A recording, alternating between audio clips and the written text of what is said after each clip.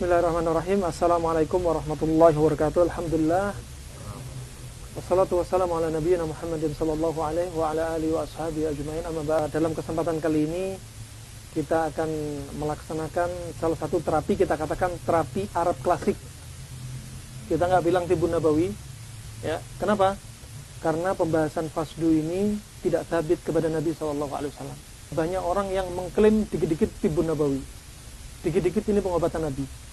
Maka tujuan kita kali ini ingin memaparkan, jika datang dalil yang sahih dari Nabi, katakan dari Nabi. Kalau enggak, kita enggak boleh bermudah-mudahan menisbatkan kepada Nabi SAW.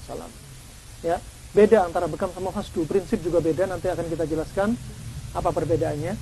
Pada kali ini kita gunakan fasdu. Kenapa? Sebagaimana prinsip yang diajarkan oleh Ibnu Qayyim rahimahullah, ya, beliau termasuk orang yang menekuni pengobatan Arab klasik, juga kedokteran Yunan. Dan beliau menyebutkan bahwasanya fasdu sangat cocok ketika musim dingin. Dan kita saat ini musim hujan. Masya Allah, sangat cocok sekali. Kenapa? Karena lebih condong pembuluh darah kapiler itu menyempit. Ya. Sedangkan pembuluh yang lebih a'mak, kata beliau, pembuluh yang lebih dalam, itu sangat cocok untuk dikeluarkan darahnya dengan cara fasdu. Ya, dengan cara fasdu. Adapun ketika musim panas, tubuh juga dalam kondisi panas, kemudian membuat atau menyebabkan pembuluh darah kapiler melebar, ya, sehingga kandungan zat-zat yang membahayakan, unsur yang membahayakan itu naik ke permukaan, maka cara yang bagus adalah bekam dibanding fasdu. Ya, ini yang beliau sebutkan. Ya, ada kapan saatnya fasdu, kapan saatnya bekam. Nah, begitu pula fasdu ini terapi yang modelnya apa? Istifraq, mengeluarkan sesuatu dalam tubuh. Prinsip mengeluarkan sesuatu dalam tubuh berarti untuk kasus apa? Kasus yang ekses, berlebihan dalam tubuh. Seperti apa? Kolesterol tinggi, asam urat, kemudian obesitas, kemudian apa? Kencing manis tinggi juga sangat bagus. Kemudian orang yang masalah-masalah yang menunjukkan dia ini sedang ekses, itu penting untuk dikeluarin. Sebaliknya, kalau ada orang kasus defisiensi, kebalikan dari ekses, seperti kemarin kita dapati ibu-ibu, kok saya setelah fasdu saya langsung keliengan ya, langsung pusing ya. Ya, ternyata dia hipotensi, darahnya rendah. Ya, jelas sesuatu yang rendah tambah dikeluarin. Ini menyalahi konsep. Ya, ini menyalahi konsep. Maka dari itu ini digunakan untuk kasus ekses. Ya. Beliau ini mengeluhkan dengan asam urat Masya Allah 10. Ya. Kemudian leher tegang. Dan yang khas lagi di mata seperti cincin warna putih. Ya. Asam urat sama kolesterol adik kakak. Ya. Kayak akhu syaqiq, saudara kandung. Nah. Dan beliau sudah mengeluhkan kakinya sudah sakit. Ya. Maka ini yang paling bagus di fasdu di daerah yang terdekat, daerah sakit. Nah, kebetulan dari sini paling bagus di ujung. Ya, nanti akan disebutkan apa manfaatnya fasdu di pembuluh darah sini, apa manfaatnya fasdu di sini, apa manfaatnya fasdu di titik sini. Ya, nanti akan kita sebutkan dalam kajian khusus. Ya, adapun alat sangat simpel sekali. Tentunya kita sebelum melakukan tindakan kita harus tahu tensinya pasien. Asam urat tinggi, ternyata tensinya rendah. Nah, ini jadi masalah. Mungkin bisa dilakukan fasdu tapi sedikit saja. 10 cc darah keluar itu sudah Masya Allah. Jadi terapis fasdu nggak usah tamak, nggak usah rakus untuk ngeluarin darah si pasien. Ya, itu prinsip. Nggak usah banyak-banyakan. Ya. Pernah dalam satu kasus orang kena stroke langsung ketika itu di fasdu. Hanya 10 cc keluar, nggak jadi kena stroke.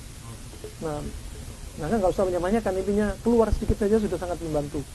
Nah, jadi kita harus tahu kondisi pasien, tensinya berapa. Ya, kalau tensinya 90 ke bawah, hati-hati. Nah, barakallahu fikum. Kemudian perlu diperhatikan pula, tanyai pasien, Pak, makan jam berapa deh? Siang. Jam 12 siang. Setelah zuhur. Nah, kalau katakan, Pak, makan siang kapan? Baru saja saya makan. Di fasdu bisa pingsan. Kenapa? Karena pembuluh darah sedang konsentrasi ke alat pencernaan. Ketika dialihkan ke fasdu, udah kacau peredaran darah.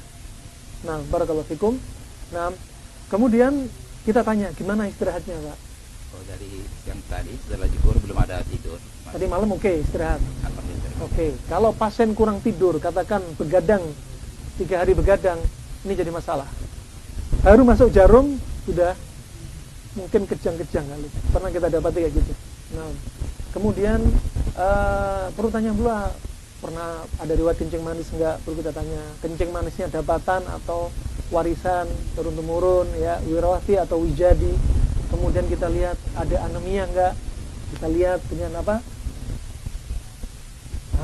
Kalau nggak ada anemia, ginjifanya, ya, darahnya nggak ada, oke, siap di fasdu, ya. Jadi harus kita tanya. Nah, pemerintah sampai sekarang nggak ada izin khusus terapi fasdu, izin resmi nggak ada. Kenapa? Karena khawatir malpraktek, bermain dengan darah. Ya, khawatir apa? Malpraktek. Bekam mungkin masih mending, tapi fasdu ini ekstrim. Ya, ini pengobatan hanya selera pemberani. Allah ibarik. Adapun bekam mungkin yang jadi fatal jika dilakukan pada titik-titik tertentu. Misalkan dilakukan pada vena jugularis. Ini subhanallah pernah terjadi kasus di Saudi Arabia, seorang lelaki Jazair membekam laki-laki Saudi, ya. Setelah itu darahnya nggak berhenti, sehingga harus dibawa ke rumah sakit. Kemudian dilakukan di belakang lutut persis, sehingga apa? Cairan sendi, cairan sinovial ikut tersedot. Akhirnya sendi kering. Setelah itu lumpuh. Ya, perlu disuntik cairan sendi sampai ini ceritanya hampir 10 tahun lalu. Disuntik waktu itu butuh dana 25 juta. Ya. Gara-gara bekam, malpraktek harus ngeluarin uang 25 juta. Nah, kemudian juga nggak boleh bekam dekat mata, terlalu dekat dengan mata. Bekam di panca indera. Bekam permisi di alat vital di dubur ini nggak boleh juga, permisi akramakumullah. Ada aturannya, ya. Nah, adapun fasdu ini memang sangat ekstrem karena mainnya vena dan ada kasus-kasus yang kontraindikasi untuk di fasdu. Maka itu jadi perhatian dan kami ingin sampaikan, berharap ya wajah Allah semoga bermanfaat untuk kaum muslimin sehingga nggak terjadi malpraktek. Nggak terjadi malpraktek. Alatnya sangat simpel. Pertama kita sediakan tensimeter, ya. Kemudian kita sediakan handscoon, ya. Kemudian kita sediakan kasa, ya, plester, torniket untuk ngikat. Jarumnya ukurannya 18, apa bacanya, gauge, 19 gauge. Nah, kemudian alkohol swab, terus Hansaplast, baskom, ya, Anda pakai baskom atau Anda bisa pakai plastik. Kemudian standarnya mau diapakan darah ini? Nah, ini jarum ini mau diapakan coba? Kalau orang nggak paham, jarum coba kalau asal praktek fasdu dibebaskan, jarum buang temen sampah. Wah, ini jarum ini nggak hancur, berapa puluh tahun nggak hancur coba. Kalau ternyata lepas dari tutupnya, keinjak kakinya orang coba, amanah. Nah, makanya jarum nanti ini kalau sudah penuh diserahkan ke pihak puskesmas, ya, ke pihak puskesmas. Dan mereka sudah menyiapkan tempat bakar khusus alat-alat medis, ya, insinerator. Nah, dimasukkan ke alat tersebut dengan pemanasan 1000 derajat Celcius. Sebenarnya servis dari pemerintah sudah ada. Kemudian darah mau diapain darah? Ya, darah yang standarnya yang benar adalah dibakar juga. Dibakar juga. Nggak boleh kalau orang sembarangan, coba orang praktek dibuang ke sungai. Ya, dibuang sembarangan. Ya, ini kan subhanallah mencemari.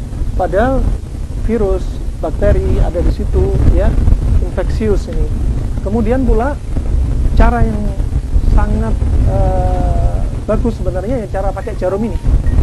Adapun cara-cara yang lalu mereka menggunakan fasdu dengan pisau. Adapun zaman sekarang dijual juga fasdu menggunakan pisau cekung. Harganya murah ya, hanya 45.000, bisa dijual beli online ada. Tapi harus disterilkan dahulu. Ya. Dan kelemahannya kalau sudah ngerobek pembuluh darah, luka ini nggak hilang. Luka ini nggak hilang, ya. Nah, kalau jarum tusuk keluar darah, ya, tentunya darah pada fasdu nggak seperti darah bekam. Darah bekam itu hanya darah kotor. Sel darah putih nggak keluar, darah yang sehat nggak keluar. Karena apa? Di kapiler. Adapun pada fasdu sel darah putih keluar, darah sehat, darah yang sudah rusak keluar juga, semua keluar.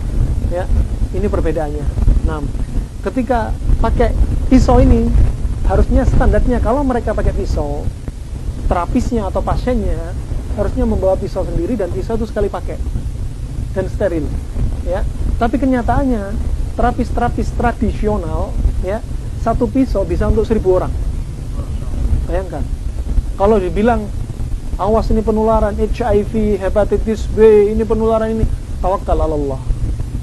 Nah ini tawakal tapi nggak ngambil sebab. Padahal uji coba ilmu kedokteran sudah menunjukkan perantaranya penularannya darah.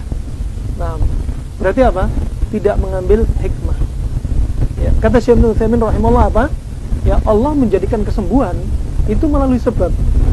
Juga Allah menjadikan sakit itu juga ada sebabnya. Maka kita harus mengambil sebab biar sembuh, sebab biar nggak kena sakit. Ini termasuk apa? Hikmah dari Allah Subhanahu wa taala. Barang siapa yang meninggalkan sebab, kata Syekh Ibnu Utsaimin, berarti dia telah meninggalkan, mencela hikmah Allah Subhanahu wa taala. Nah, itu yang perlu diperhatikan. Sekarang kita langsung praktek saja insyaallah. Pertanyaan saya Ustadz, setelah dilakukan nanti apa ini berapa jam boleh setelah ini makan gitu Ustadz? Nah, kalau makan, kalau teori bekam untuk mandi 3 jam kemudian baru boleh mandi. Ya. Untuk makan juga gitu, kalau makan makannya ringan aja. Enggak usah makan terlalu berat. Tentunya jangan makan berat, jangan makan nasi lauk, cukup yang ringan-ringan aja. Nah, terus tidak memperbanyak lemak. Susu itu teori mereka orang-orang Arab, nggak ada kaitan sama agama, kita nggak bicara agama. Kenapa? Karena lemak susu memperberat pencernaan, daging-daging memperberat pencernaan, padahal sedang konsen untuk apa? Mengganti darah. Juga dari itu nasihat orang Arab, ya, orang Arab turun temurun, bekam fasdu 1 hari setelah itu nggak boleh hubungan intim. Berapa? 180/100. Wah, 180/100 plus asam urat, plus kolesterol, plus kencing manis.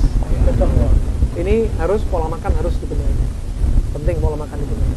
Ya. Untuk fasdu berulang kapan? Berapa kali fasdu? Umurnya darah sebagaimana ma'ruf 120 hari. Berarti kalau mau fasdu rutin ya 4 bulan. 4 bulan sekali, 4 bulan.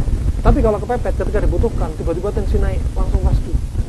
Tambahan Ustaz, kalau seandainya setelah fasdu ternyata gliyeng atau gitu gimana Ustaz? Langsung cabut, pasien dikasih yang manis-manis, misalkan madu, kayak angin.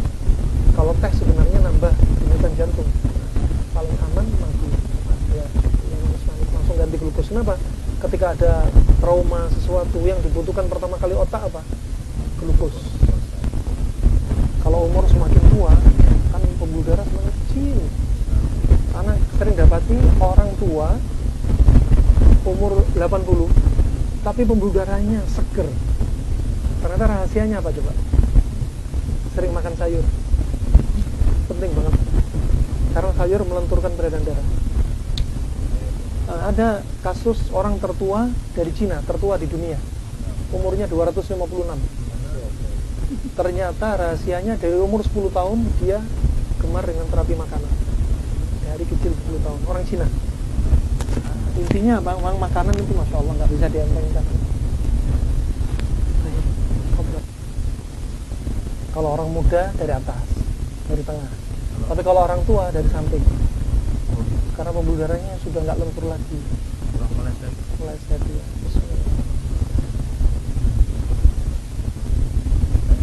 Nggak usah masuk dalam-dalam tembus pecah.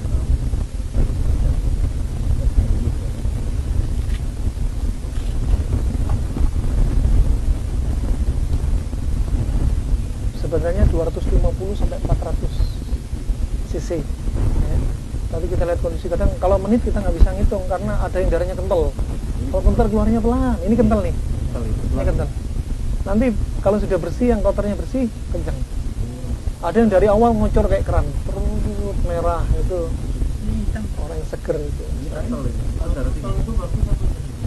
Kental ini yang harus keluar ya ini. Kentalnya ini yang harus keluar.